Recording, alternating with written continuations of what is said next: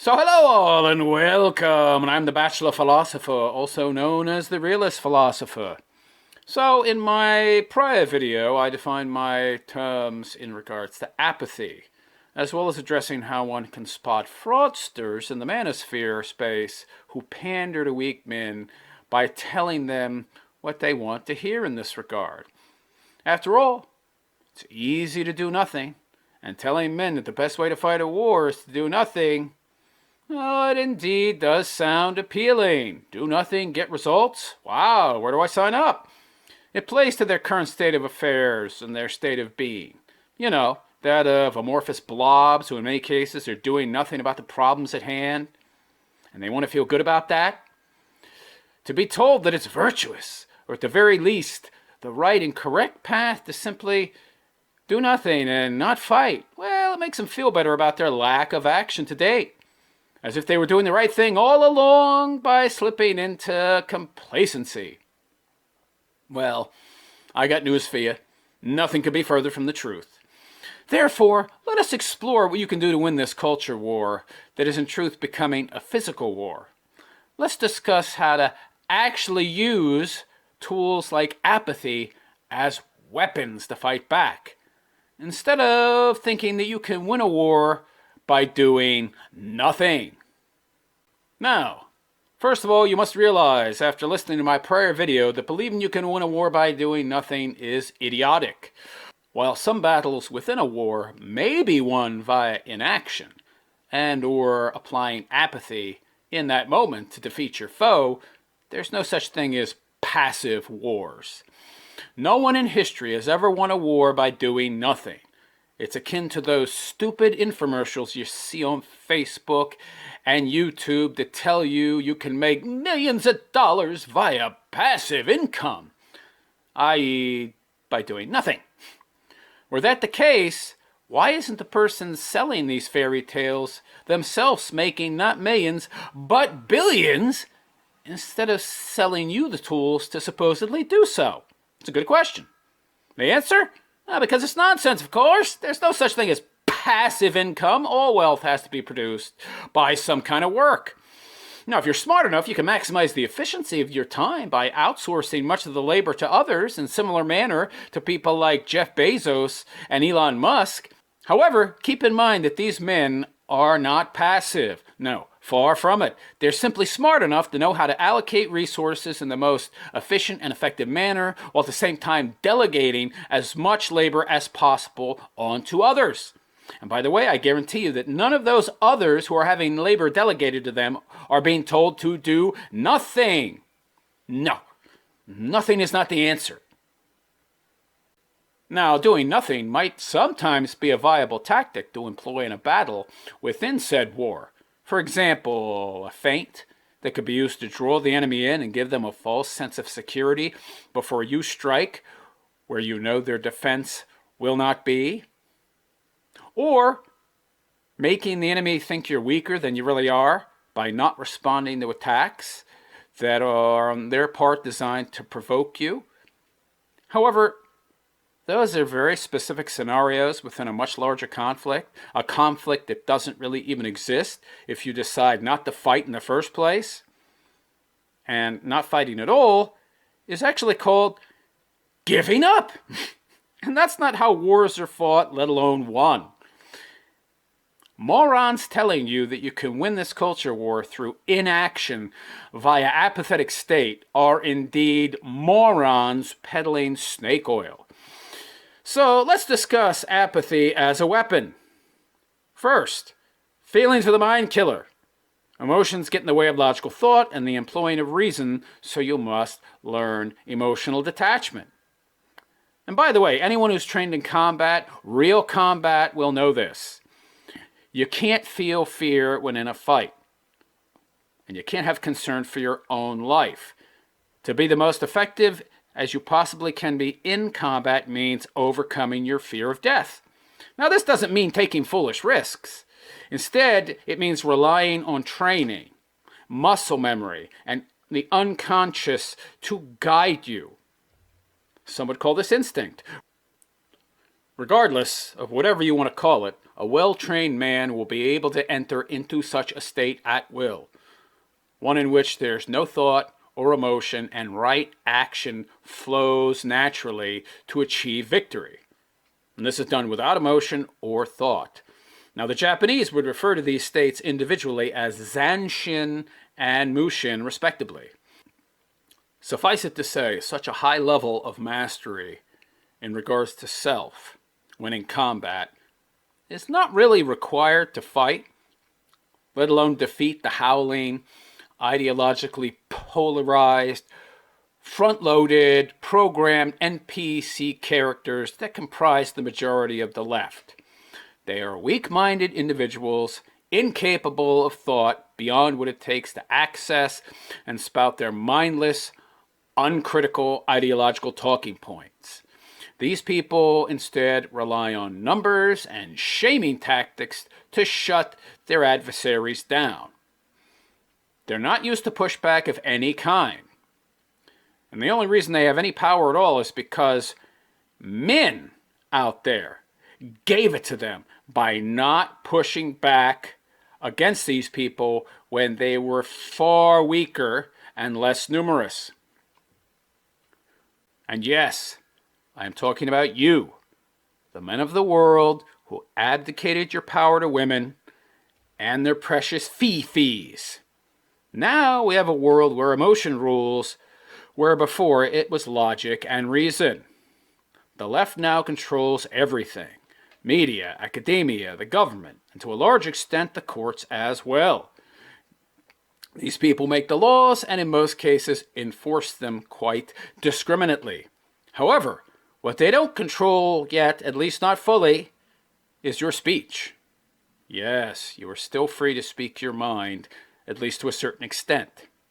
Of course, there are consequences of a negative nature if you do so and they find out who you are, but that concern is born out of fear of consequences. Toss that fear aside. We are where we are at now in the West because of cowardice, because of people being afraid to speak sense, because they instead embraced apathy and in turn became complacent. And this is both men and women who chose to tolerate this nonsense.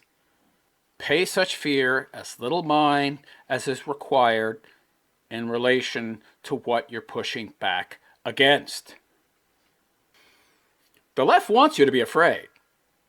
It's their most powerful weapon against you, your own emotions, which they're very skilled at manipulating.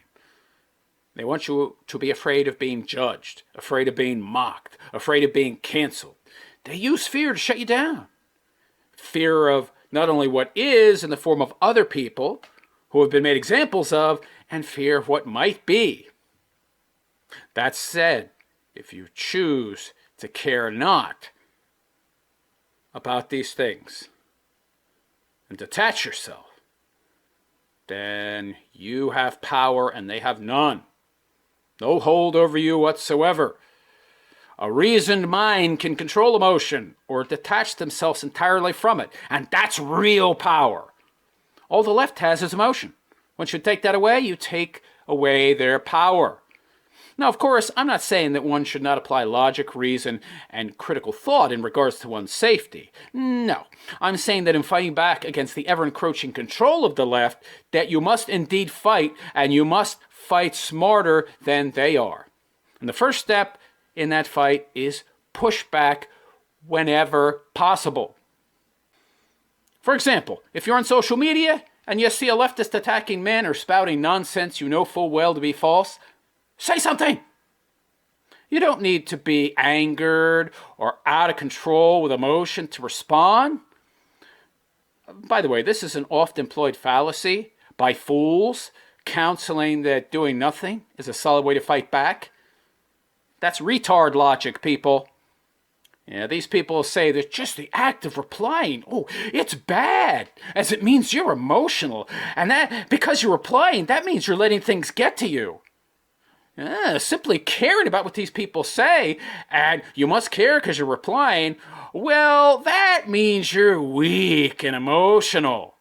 And you're just wasting your time. They're not even worth your time. And you're giving these people power and control over you simply by responding to their nonsense, which doesn't even dignify a response. So it's best to ignore them and not give them your precious time or energy. Yeah, just embrace apathy. Do nothing. Yeah, that's absurd nonsense. These people are indeed worth your time. The rhetoric that they're spouting is destroying your country and your way of life. They're indoctrinating your children. They're indoctrinating your neighbors to believe in evil ideas. They're indoctrinating people to believe that evil is good, that vice is virtue. They're spreading lies. They're teaching that white people are the devil incarnate and that men are toxic. They're teaching that women are slaves if they marry a man, and that women have been oppressed by men throughout all human history. Yet you're telling me that countering these messages is not worth my time? Really? Get out of here with your BS. Yeah, oh yeah, I'm just so much better and superior to these people that are spreading lies that no matter what they say or do, I need not respond.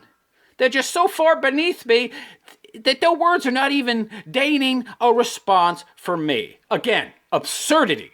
No, you must respond. But at the same time, you must be as dispassionate about it as possible.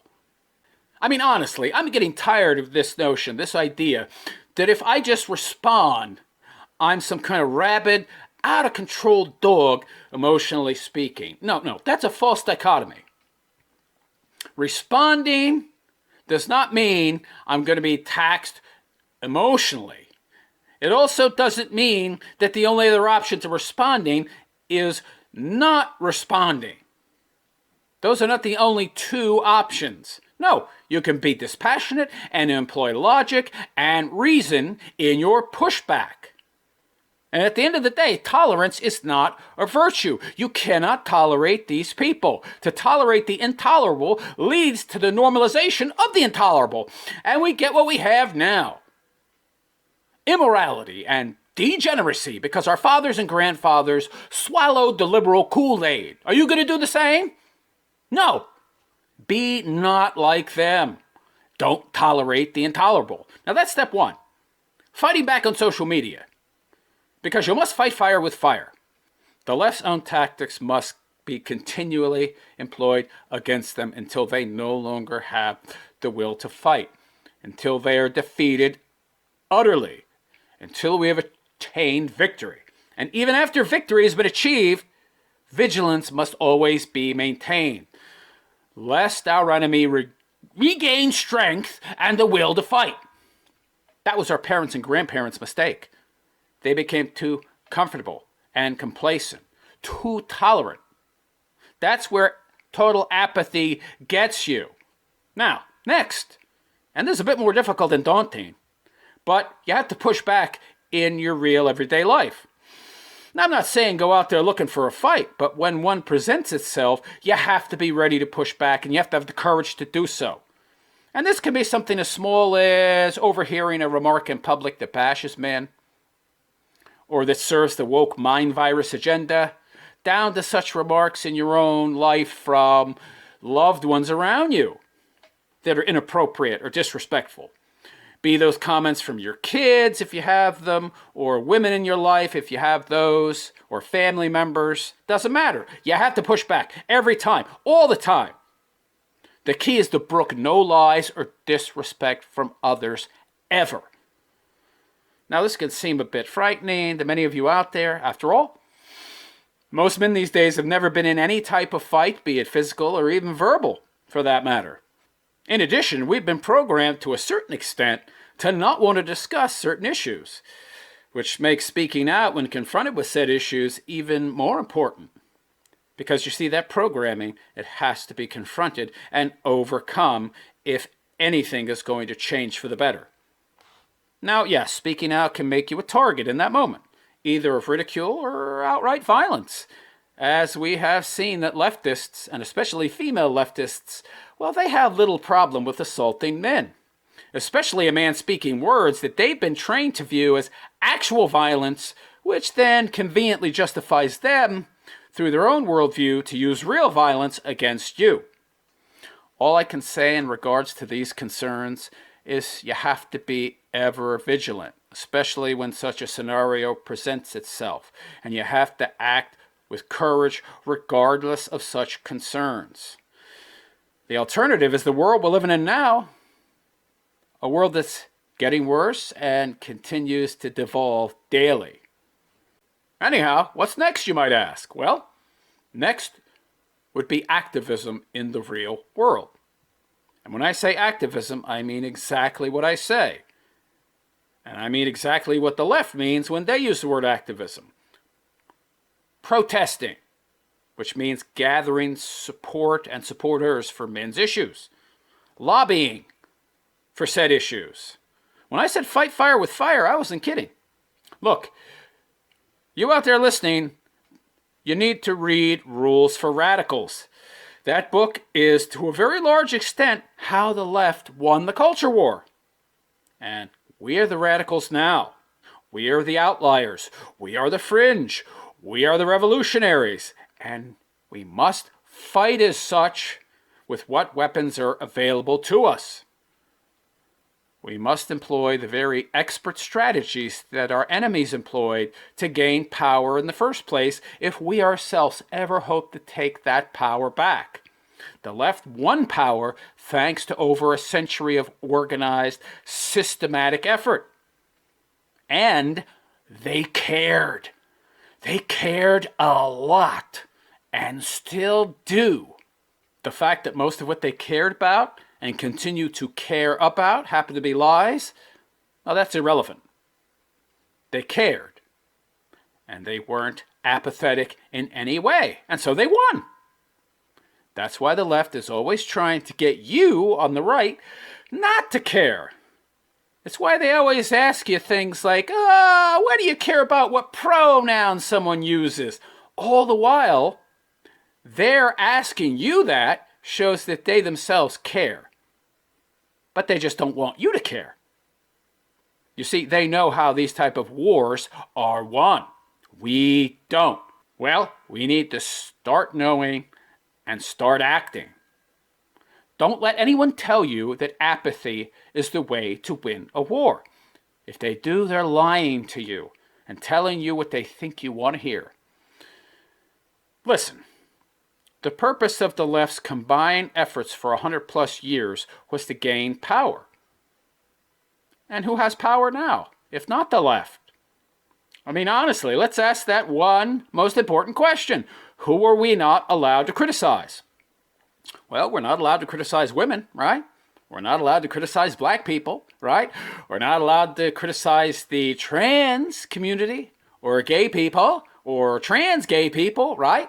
However, men, especially white men, but men in general, it's open season on them, baby. So long as whatever you're saying is negative, say whatever you like about them, but don't you dare criticize the woman or the trans or the gays or the blacks in any way, shape, or form. Yeah, you try to say something about women that's negative, and you're going to get attacked. And most likely canceled. And you might get a punch in the face, too. You might get fired if you spoke too much truth. And the people complaining about you and trying to cancel you just happen to find out who you are and where you live. Uh-oh.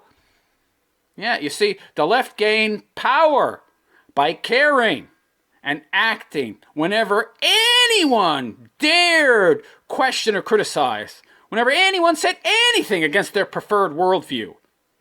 Yet you think that the way to win power in such a war is to do nothing?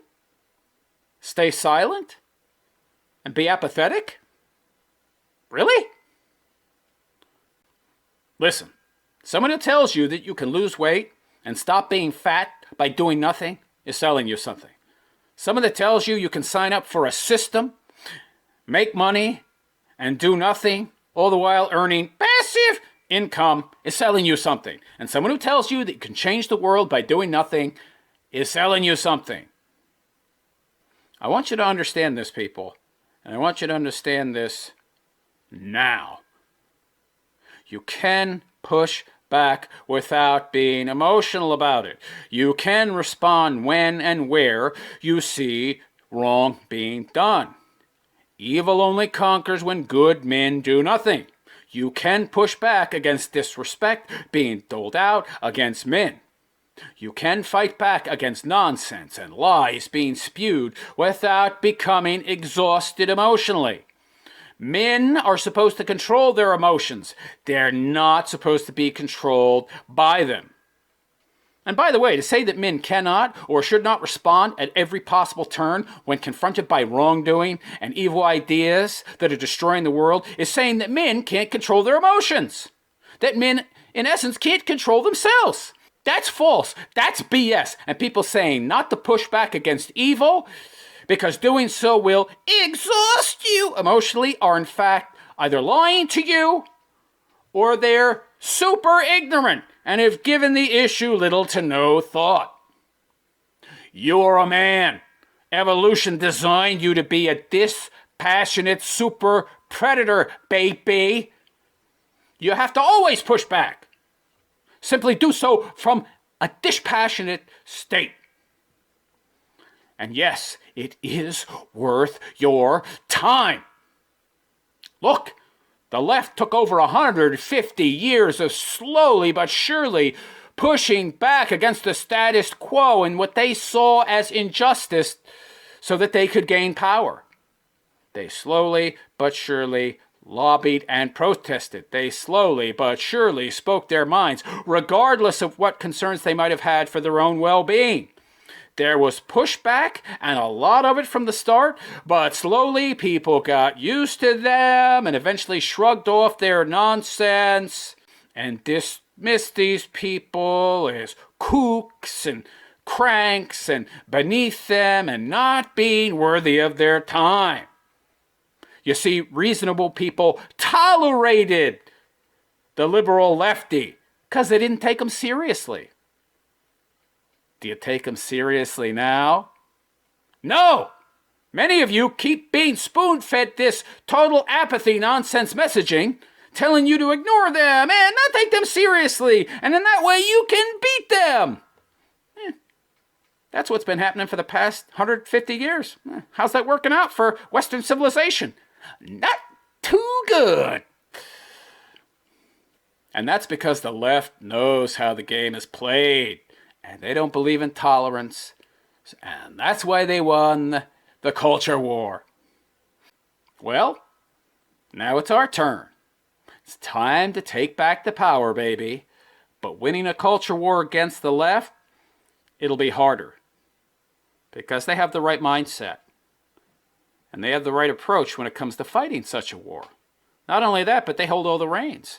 They hold the reins, they control most everything, and they're not afraid to employ extreme violence, as we have seen of late. And they are by no means tolerant of you and your views. But we have to learn from them. We have to learn from their tactics. But we also have to be more wary and more clever in the application of said tactics.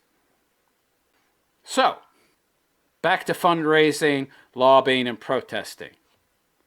These things are a bit too advanced to pursue at this time. You see, these methods, they've been tried before by men's rights advocates and failed. Why did that happen? Well, it happened in part because those so-called men's rights activist groups were actually run by controlled opposition shills. Yeah, imagine that. In addition, such efforts were premature and doomed to failure due to being enacted too soon. You see, things have not degraded yet to the point where there's enough receptive ears to hear the messages of protest that would come from the mouths of men about men's issues. In addition, we don't have the support of the powers that be like the effinists had in the past. That said, we have to do what we can. And what we can do right now is push back in our daily lives and online. Now, this might seem like a small form of pushback, but it's cumulative in nature. And if enough people do it at the same time, it can and will slowly over time make a difference. I mean, hell, look at the left. and how much they advanced their cause in just 20 years using social media. They advanced their cause as much, if not more, in 20 years via social media than they did in the prior 100 without it. And if they can do that, then we can do the same. We can use their own methods against them to shift public opinion such that maybe in 20 years, men's rights advocacy will be viable. And we'll be able to take more proactive measures. However, none of this is ever going to happen if you do nothing. Doing nothing gets you nothing. Anyhow, in summation, this is a war that has to be fought if you want to change things at the level required to bring the world back into balance. And in this war, apathy is a very useful and powerful tool in regards to emotional detachment so that you can push back without emotional taxation and exhaustion. However, intellectual apathy, i.e., lack of concern or care about the issues that will bring about said change for the better, is not the way. Detachment that leads to an action is not an option. You must fight. Nothing in this world of goodness comes without pain or suffering, hardship, or some kind of sacrifice being involved. And that's all I have to say on this matter at this time. Hope you enjoyed this video. Please give me a like, subscribe, give me a thumbs up, follow me on Alt Tech, and on other social media platforms. You'll find all of those links or monikers for whatever social media platform I'm on in the description below. And on that note, I am out of here. I am the Bachelor Philosopher, also known as the Realist Philosopher, and I wish you all a good and pleasant day. Take care.